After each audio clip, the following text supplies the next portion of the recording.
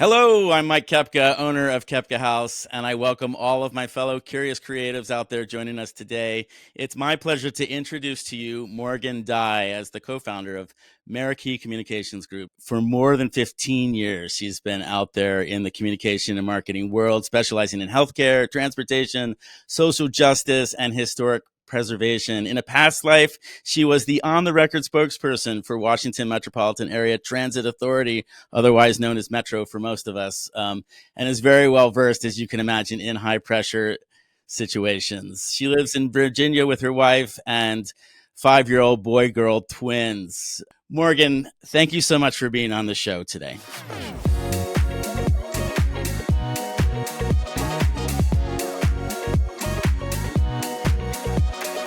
Mike, thank you so much for having me on The Curious Creative.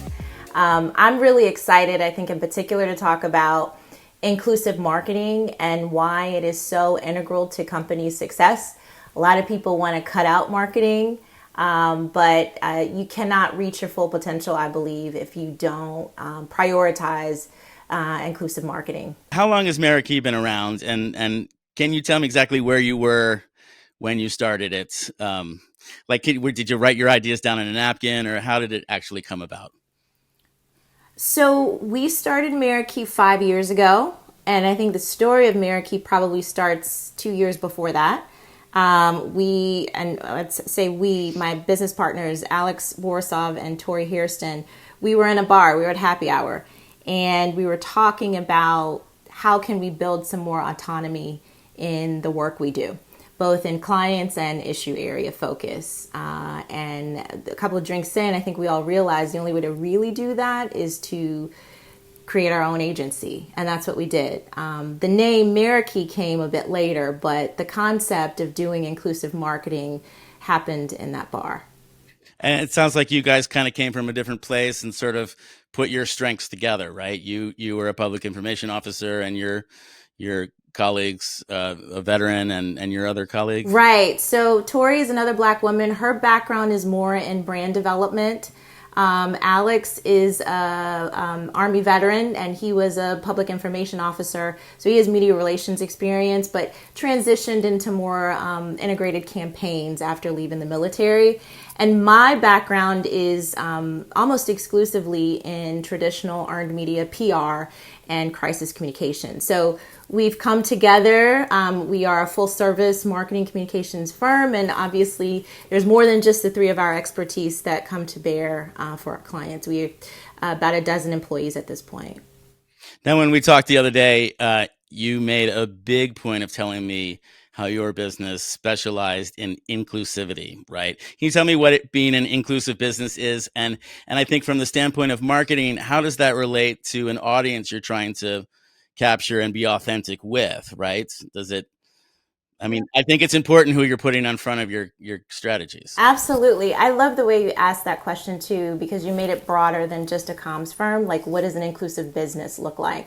I think that in the most simplistic way I can say it this way is that if you are being inclusive, everybody has a place at the proverbial table. It doesn't matter what your title is. It doesn't matter what your lived experience is.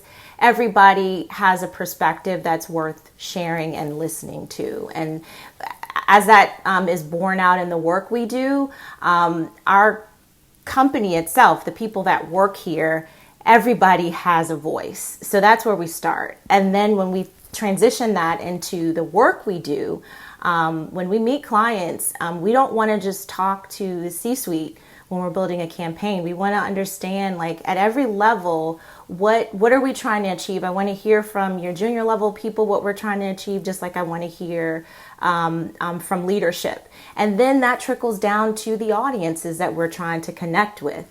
I think, every organization has their top seed of audiences, but I think you and I know, Mike, that the sweet spot is reaching people that you didn't even know you should be reaching. And so Meraki is uniquely positioned, I think, to be thoughtful about making sure that everybody has a place at the table. Right. Now, Morgan, that I'm the video guy, right? And so part of the point of this podcast is talking about video marketing in particular. And you and I have worked together on a particular project. Can you tell me maybe about what that was? It was for the sentencing project, and and how you know that it really hit the mark for some people. Well, there are a couple reasons why I call that a success. That is actually, yes, how we met Mike is on that video shoot. So the sentencing project came to us wanting to kind of build awareness about this trend, this very troubling trend that they've been seeing over the last 50 years. And that was a rise in mass incarceration. And so we thought a public education campaign would be a great way to do that nationwide. And so we did. We used the power of video. And the reason why I know for sure that we did a good job and we're successful, we've now amassed a few awards. The PSA is now featured on the Ad Council website, and you know this because you do video. I know this because I've been doing comms for a long time. If you get your PSA featured on the Ad Council, who, by the way, for those that don't know, I mean, they've done like the Smokey Bear PSA that has been playing for 40 years at this point on TV. If you get them to shine a light on the work you're doing, you've sort of arrived in the PSA space. Wow. So it was, I think you know this because you're on the shoot, it was a very vulnerable conversation that we were having that obviously gets cut down into 15 and 30 seconds, but just plain talk, connecting with directly impacted folks who've been incarcerated and now have come home and are doing great work in the community. Yeah, I loved working on. I mean, that's like my sweet spot is sitting in there and sort of humanizing a bigger issue through the point of view of one or two special people in this case. Did you have a chance to talk to the talented people that were on the interview and see how they felt about it? Yeah. I don't remember their names. Is that? Yeah, so Joel Castone, he was actually the first person to ever be elected to public office while incarcerated. This happened in Washington, D.C. And then Kemba Smith, who was, I'll say, wrongly convicted for really her crime was she was in a relationship with a bad guy. But she was sentenced to like 3 decades, I think, of time for a drug-related offense. And her sentence was commuted by President Bill Clinton. So Kemba has been out for several years now, but that story in particular resonates with me because we're from the same hometown, and Kemba's a few years older than me, but her story was a cautionary tale for girls like me going away to college. And, you know, the company you keep can really have very positive or devastating impacts on your life going forward. Now, can you reiterate? I think you touched on it before, but who you think the audience actually was for that piece? And I mean, I think that's a lot of things that people aren't really thinking. We're in a very consumer based world right now where people are fed an ad and they are told to buy this or do this service. And what we did was create some video content that was sort of enlightening people, making people aware of a bigger issue. Is that, and what are the benefits of doing that? Maybe it's a broader audience, or what do you think? That's right. So I think advocates, even policymakers, are in tune with what our criminal justice policy has been over the last 5 decades. But I think the average Joe or Jane doesn't think about it until it, impacts them personally or maybe indirectly. And so our target for that particular campaign was any and everybody, la-di-da-di. Like, seriously, any age group, any race, ethnic background, place you live in America. I mean, the top DMAs were in Middle America, West Coast, East Coast, Southeast. I mean, it was literally, we covered the map because everybody should care about this issue. Mass incarceration impacts your life even if you never go to prison. Yeah, wow. Did you have a chance to look at any of the data in the back end to see if that's kind of the stuff that I'm working on now? So we're creating this content and then, tagging everything with tracking markers so that we can understand and show the client that that yes, we've created this and we feel like it's doing good, but we can actually show you that 200,000 people looked at that. I'm just curious if you guys are looking at that kind of thing too. And yeah. Lots of impressions that I can share with you. I don't know, in the After Effects, you can do some cool things to show data on screen, but um, it is, I mean, we've been tracking the TV distribution of the PSA. So that is like broadcast placement since I think September of last year. And by the last time I looked, like, I mean, it's shown up in places like San Diego, California, down to, obscure cities in Texas, DC, and I still haven't seen it yet, but Channel 9 here in the DC area has aired it a few different times. So we have hit our DMA targets very well, and I will get you impression data so you know like how that factors in a metric. Wow, that sounds exciting. Hopefully we can get a link to the piece where we posted on the site as well here too. Okay, so I want to talk about who your ideal clients are. Tell me, I mean, the other day you broke it down into a couple of different groups, and I think bringing your diverse group of partners to the table makes sense. And then I want to know who they are, and then what are the first three things you tell them? What advice do you have for these companies who need to up their game one way or the other? Okay, so I'll take the first part of your question first, and that is what kind of clients do we like to cozy up to? We are really issue agnostic. What we have to see though is this client, potential client, doing their part to close the gap, the opportunity gap between awareness, knowing about an opportunity, access, being able to obtain that thing, and then opportunity itself. So if you are doing that work, we want to use the power of communications and marketing to help you get there. So right now we're doing that with the sentencing project, the criminal legal reform space. We do that in the public health space with Veterans Affairs. We do that in the historic preservation space. We have 2 Smithsonian clients, so that's a museum space. Black History Museum of Virginia is a client. And then also this historic, I'm not going to get their name right, the National Trust is also a client. The work that we're doing there, I'll just spend a moment talking about, is with the African American Cultural Heritage Action Fund. And their supreme purpose is to save Black spaces, save places where significant African American history happened here in America.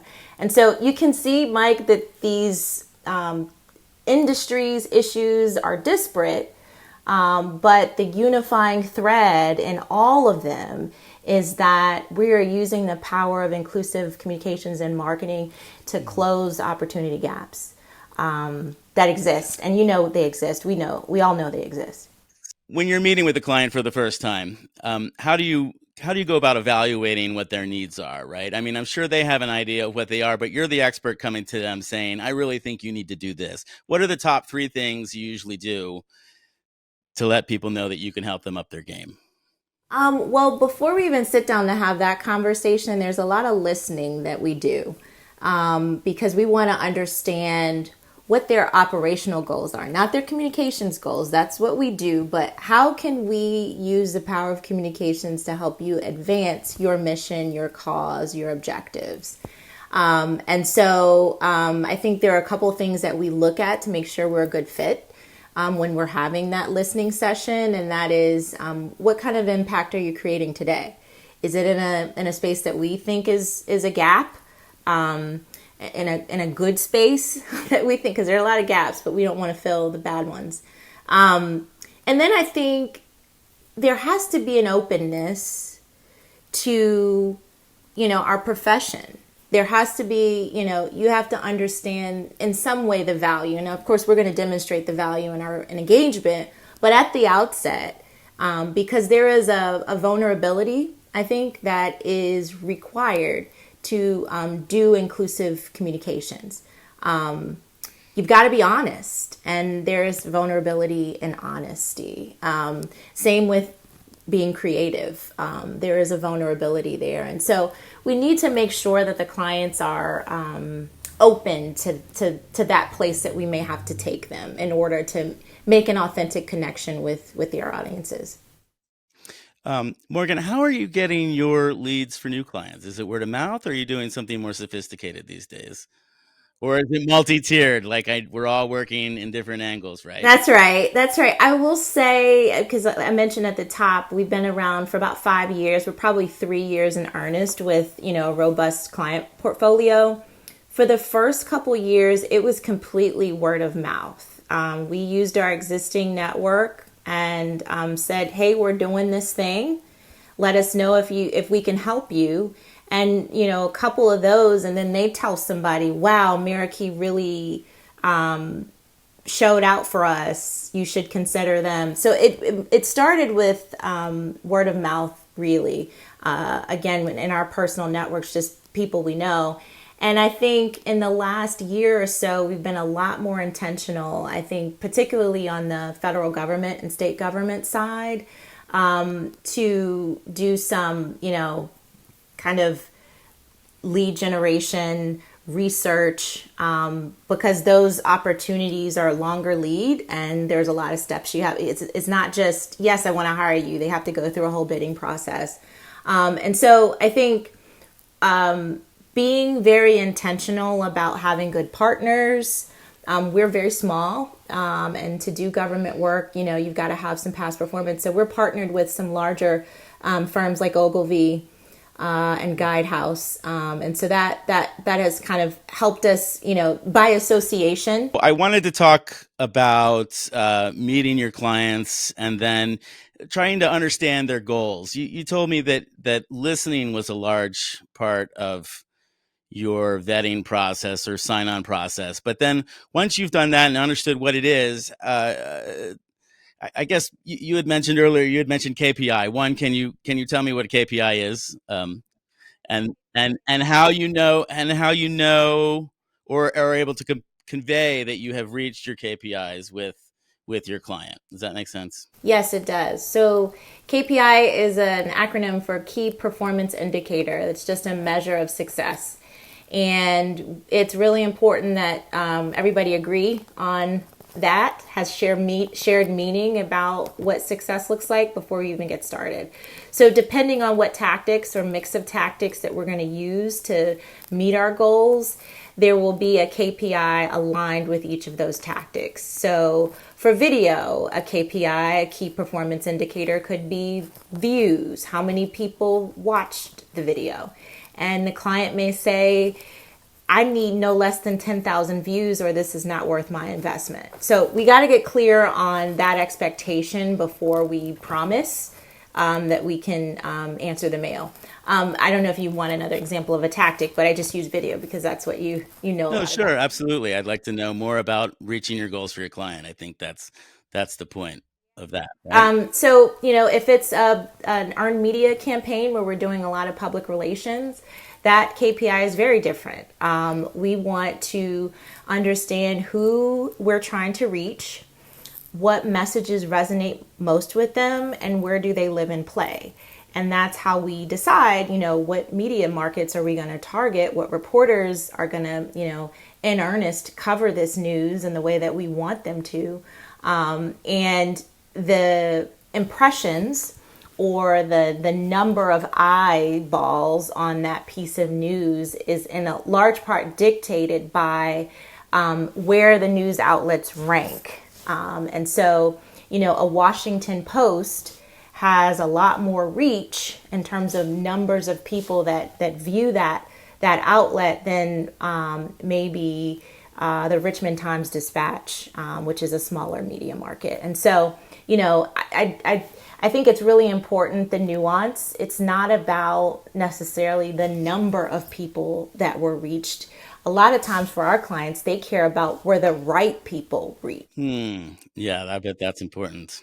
Yeah. So we spend a lot of time being intentional about that. And, I talked a lot about inclusive marketing at the top. That I think is our differentiator. Most marketing firms, they optimize or are able to prove that they were successful by reach. How many people saw a thing or did the thing we wanted them to do? At Meraki, we optimize by inclusivity. And then I think I know we do that because reach comes as a byproduct of first making sure that we're inclusive. And so I won't give our secret sauce around how we ensure that we're inclusive, but the what I think is what we want to spread the gospel about, the importance of that, as opposed to like we, had mass appeal. Well, what does that really mean, Well, thanks for explaining KPI. I mean, some people may smile or chuckle, and why are we doing that? But coming at this from the perspective of a video production person, and in the old days, it was, here is camera, we need video of this, and nobody talks about any of the data and the definitions of all that stuff that goes along with metrics, right? And I think it's just important for us to sort of not assume that everybody knows all that. And I appreciate that you did that for me. You told me you all got together at the bar and came up with the idea for the business, but where in the world did you get a name like Meraki? And I'm sure everybody mispronounces it, right? And even on your website, you have it phonetically spelled out, which, thank you, because I'm sure I said it wrong many times, right? Where does it come from? That's a great question. And yes, a lot of people do get it wrong, but we understand it's kind of a difficult or a word that people don't use a lot. So Meraki actually is a Greek term. And it means to do something with so much passion, so much creativity that you leave a little bit of yourself behind in whatever it is that you were doing. I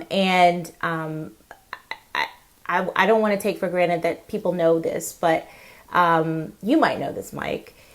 Greek people have been telling stories for a long time, and storytelling is so important for the work that we do. And so we wanted to kind of take a page out of their book, and the name has a nice ring to it, and the definition is perfect in alignment with what our mission is at Meraki. I mentioned that you had an integral role in communications at Metro in a former career life. I fully believe that everything we do leads up to where we are now, and it makes us the experts we are today. Do you have any wacky stories of anything that happened in Metro that you had a high pressure situation yourself out of? Because that's in your bio. So I feel like you must have something near and dear in there that is a high pressure situation, right? There are so many stories. And because you live in the area, you know that everybody loves to hate Metro. But I'll just start with my first day on the job, just to give you a sense of what every day thereafter was like. My very first day at Metro was the day that there was a bombing at the Boston Marathon. And I'm sure you remember that day. Sure. Wow. And for the first probably 3 hours of that story, it was a transit story. It was a subway story because the first bomb went off right above a subway station. And so I'm, day one on the job. And so every news outlet wanted to, whenever there's like a situation where there's mass casualties, at least in America, and it's unfortunate that it is this way, but the first thing is, was this a terrorist attack? And so you have the confluence of a bomb, mass transit, and a big event, then it has to be terrorists. And this is going to happen in other parts of the country. And so we are here in DC, and so the phone is ringing off the hook from the moment I got to work that day. And everybody wants to know, what is Metro doing to be vigilant? Is this going to happen in DC? If it does, what will you do? Are you going to shut down all the stations? And so I don't even know the proper way to answer the phone because, again, this is my first day. So, oh my God, yeah. It is literally a dance of what are we saying? What can we say? What do we know?